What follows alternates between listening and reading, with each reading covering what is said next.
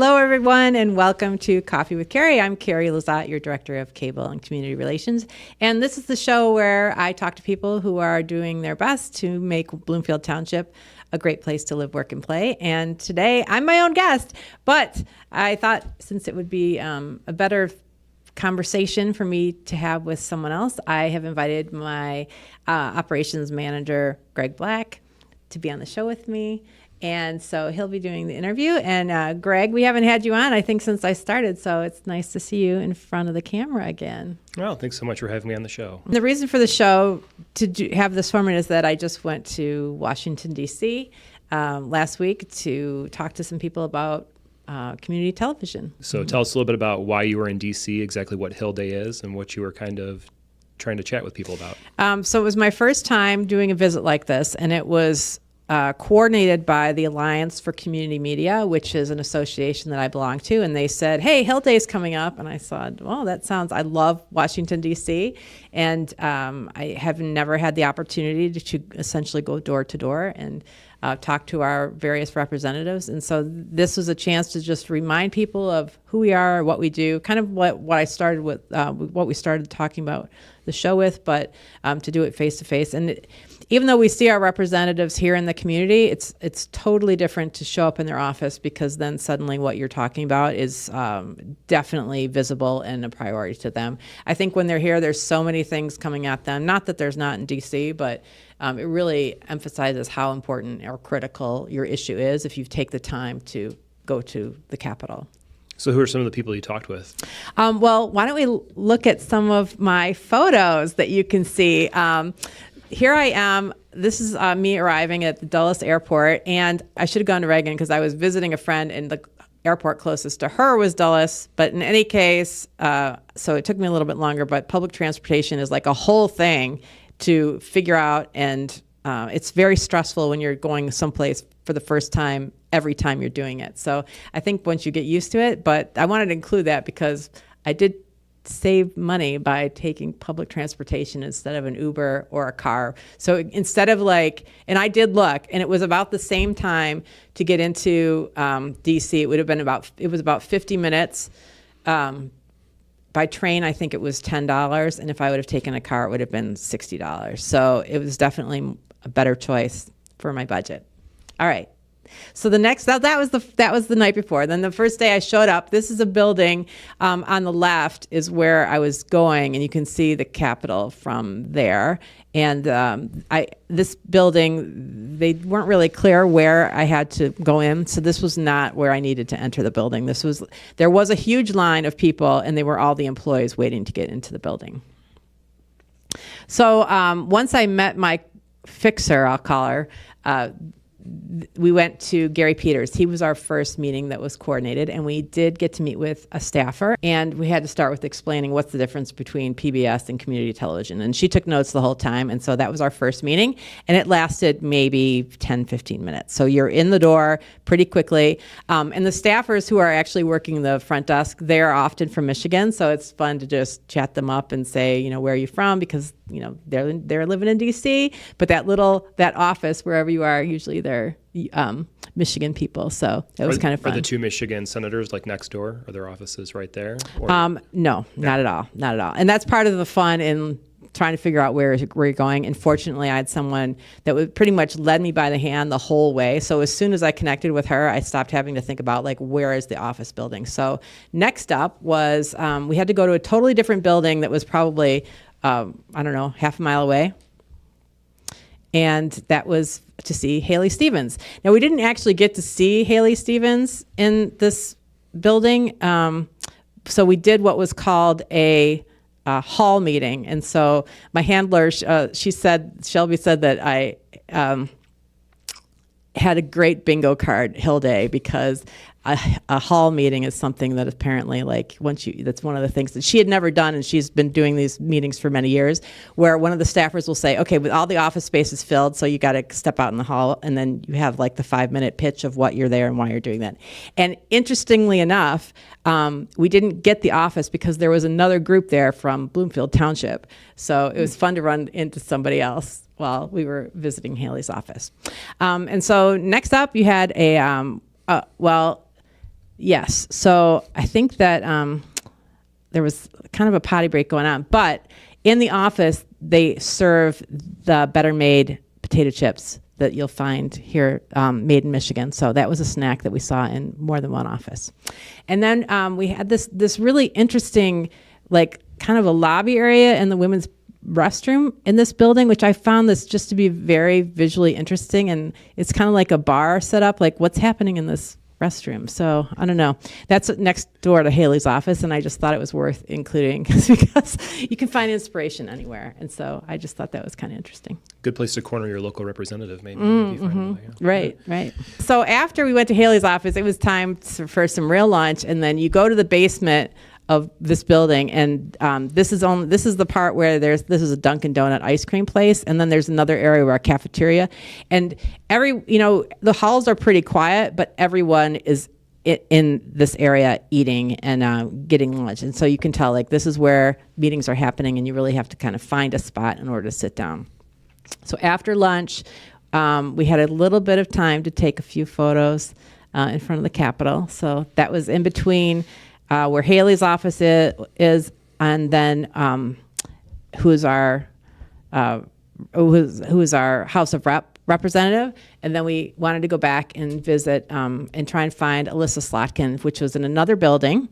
And so we went back to this building, and then we discovered this was the wrong building. But this is close to where Gary Peters' office is, and I was like wanting to take a picture of this Calder this sculpture. Sculpture is one of my favorite things, and this is from the 8th floor, the view looking down. So it's really a magnificent piece, mountains and clouds that you can see in that building, and it's just kind of there in where the Senate offices are, and just to take a minute to take a look at something like that. There's this kind of stuff everywhere in DC, while people are just going about their business. So we ended up having to go to another building. So we put on like 4 miles that day, like back and forth. And so we did end up in Alyssa Slotkin's office, which was super fun because there she was. I was taking my picture, and she was like, "Oh, we can do better than that." And she came and took a picture with me, which was kind of fun. And I'll tell you, that jacket is buttery soft leather. So I did put my arm around her like we're old friends, because we're going to be old friends, Alyssa. So next up, Rashid Tlaib's office, and she's a rep for Franklin. And so I'm pointing to where I live in Franklin, and I got to put a pin in that spot, which I thought was pretty cool. So I was excited about that. And that was pretty much most of the day. And then we hung out. This is my handler, and she works for the Alliance for Community Media, and she was the one who I was fortunate enough to run around with all day. And she's on the phone right at that moment with the head of the Alliance, because we were meeting, the next shot you'll see, we were meeting, we convened afterwards. That's Mike Wasserman over on the left there, and that's the group of about 30 from across the country, and we were just debriefing the day that we had. And there are people they've been coming, 10 years they've been coming to this meeting to make sure that people know who we are and what we're doing. And the 3 main things that we were asking for, the most important was really maintaining state control so that the FCC doesn't kind of start to dictate, I wouldn't even call it legislation, but rules as far as the way we need to operate. We want to make sure that we maintain those rules here in the state of Michigan. So that is like kind of 1 and 3 as far as the 3 things that we were supposed to cover, because they're both related. One is local control and keeping a watch on FCC. Those are kind of the same thing. And then the FCC had a 2019 rule that was about in-kind donations. Now, fortunately, it hasn't really impacted us here in Michigan, but we want to make sure that continues not to impact us, and it has happened in other states. So we were there to talk about that as well. Shelby really talked about the things that we were asking for, and I was there to tell the local stories and why this kind of work is so important. And what did you feel like the general response was from all of our representatives? I think that the people, this was kind of the beginning of the conversation, just to let them know that there is someone here in Bloomfield Township and 5 other communities that's very interested in maintaining the work that we're doing.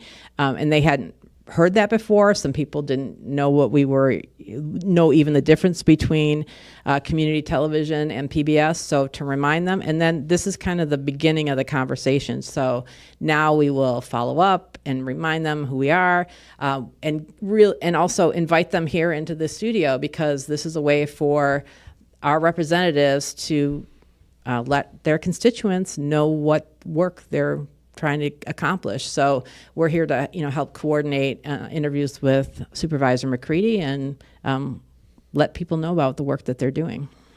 Yeah, when you vote for somebody, it's kind of easy to take for granted. You might feel like they know about every single issue that's affecting people, but that's not always the case. It's important to make them know what those issues are and why they're important to you and things like that. Yeah. People are calling and you can't get through on the phones. And so that's why we just drop by, because we weren't able to get an appointment. So the way that it works is that if you're a constituent, then you can ask for an appointment. If you're not a constituent, so there were like all the other places in Michigan, I could have talked to those people and dropped in, but I can't get appointments with them because I don't represent those communities. Interesting. So do you feel like there's any kind of forecast you can predict for the state of Michigan on this issue, or is it just too many factors to really tell how the future might play out? So I think my forecast is based on the relationships that the station managers and the people that are doing the kind of work that you and I are doing. We're talking to each other more now than maybe we ever have in the past, and we're doing coordinated productions, supporting each other's communities in a way that maybe wasn't necessary in the past. And so I think based on that collaboration, people will continue to hear more about what we're doing, and then it'll be more top of mind. And what I really like about what we get to educate people on is this is a totally bipartisan issue. It's not one side or the other that's really advocating for this, because everybody feels like everybody has a voice that needs to be heard, and we are the local resource to help make that happen. So, we don't limit public speech here, and not just this station, but any public access station. We don't have the same kind of restrictions that a PBS would have. So where PBS, like if you're going to have on political candidates, they both have to have equal time. Well, we just serve our community. So whoever the independent producer is, our volunteer producer, they can have whatever guest on that they like. And, they can say pretty much anything that's not, illegal, right? So there are a few very, very rare instances where the show hasn't gone to air or broadcast, but it's been many years here. Yeah, they're beholden to our policies and procedures, which you can't slander people, you can't swear, various things like that. But in terms of free speech type issues that people think of, right, it's a pretty fair game. It is. And, some stations are a little, I don't want to say crazier, like a little bit more progressive in their content. Maybe progressive is the wrong word. More entertainment focused than we're more kind of straight shooters here, I guess. Mm-hmm. But that's also reflective of the leadership of the township and of the station. So if a resident is out there watching from one of the 6 communities we serve, and maybe this is all news to them and they're interested in how to get involved, what's the next step for them? Well, the next step would be to attend one of our orientations, and the next one is Cinco de Mayo on May 5th. We'll be having an orientation here, and then we have them regularly, and there's some recorded as well. So that's the first step, is to attend an orientation, and then you have to coordinate with Steve, who's the other operation manager, Steve Rhoda, and then he'll set things up to sit in on some kind of broadcast or volunteer opportunity, so you can see how things work. Yes, May 5th, 1 p.m. is orientation. At 11 a.m., we're going to have a food truck in our parking lot. Mm-hmm. Taqueria El Guerro. Mm-hmm. So come get a taco. And then food trucks all summer long, right? Yes. Carrie, thanks for being a guest on your own show today. Thanks for having me. Thanks for asking me questions and listening to me talk attentively. Thanks so much for joining us on this episode of Coffee with Carrie with your very special guest host, me. And encourage you to visit bloomfieldtwp.org to stay up to date on all the latest ways that we communicate with you. And Carrie, it's been a pleasure. Thanks, Greg. Until next time. Thanks, everybody. Thanks, Steve.